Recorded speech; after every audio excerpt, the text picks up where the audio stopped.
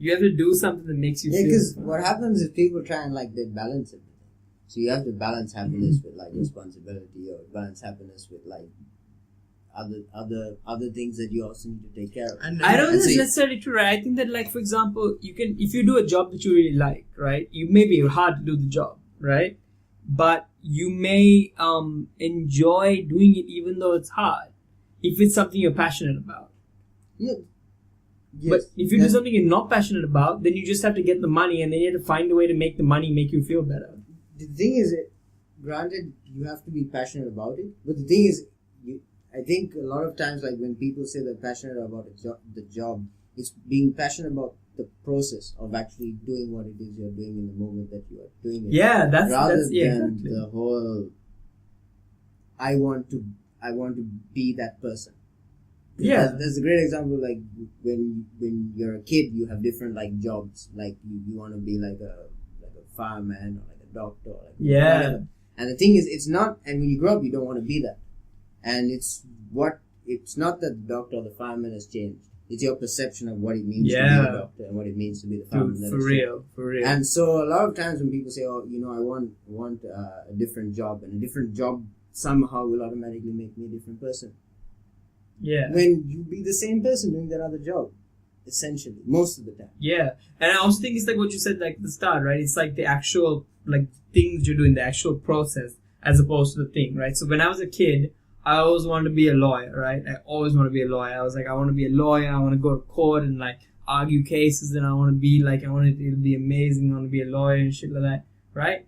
And it's like, I went to court recently over, like, because my insurance was expired on my bike, and you have to go to, like, court in Sri Lanka for that shit. Worst experience of my life. Holy fucking shit, that was a terrible experience, alright?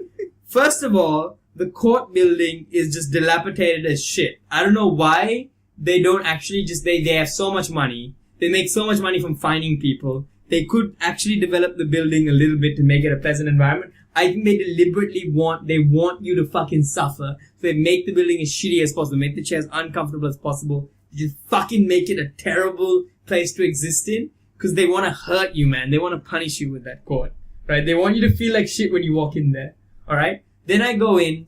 Dude makes me take all my piercings out, right? And I had like piercings here and shit at that time, and I couldn't really just take it out like that. So I took it out and started bleeding in the court. That was kind of awkward. But anyway, so I get the things out. Start bleeding, stop the bleeding. I go to like court, right? The courtroom is a fucking circus, alright? The judge is sitting there. She hardly does anything. Prosecutor is like sitting, he's like in front, and the prosecutor's like running the room, right? Right? He's like, I actually didn't realize it just later. He looked like a big guy. Like not like very big, like, but he looked like he's about like 6 foot tall, kind of big guy. But he was actually standing on like a pedestal. And later when he got down during the break, he turned out to be a really small motherfucker, right? This dude was just the biggest dick I had ever encountered up until this point in my life. Like, no one I had known was that much of a dick and so proud of being a dick, right? He was just like there, and like dudes would just come up and did their case number, we call him, we said the offenses, like the police would read out the offense and be like, oh, he took a U-turn in a non-U-turn area, and he's like, yeah, umala balanne nathu nikam paare daanone. Like, he doesn't know that. He doesn't know that's what happened, but he's just fucking missing this guy. Just, looking, just fucking driving it. It's like, yeah, and he's just like, yeah, the way you drive. Like, just being a dick to people. Like, everybody who got on the stand, he made a comment. Just to fuck with them. Everybody got on the stand, he was like, yeah, look, the way you drive, yeah, I can imagine. Yeah, like, just fucking with everyone. This woman comes, right? And, she was dressed really formal. She was like a formal blouse, like suit pants. Right, she had nice shoes on. She was like dressed really formally. And he just started fucking laying into her. And shit, he was like, is this how you fucking dress to come to court? He didn't say fucking, right? But he's like, is this how you dress to come to court? He's like, don't you know how to dress? And he's like, go wear like women's clothes and come back and shit. Is this how you appear in front of the judge and shit? Seriously? Yeah, and she just came to get her court date changed as well, right? Like, she's just there to have a court heard in a different case heard on a different day. He just starts fucking dissing the shit out of her. Don't go near, like, in recent future, don't go. They might have to cut. They might ask you to cut your beard. Yeah, maybe, man, maybe. They were so mean to this woman. I think it's like I get away with it because they think it's ethnic. Okay. Like they think it's like a Muslim.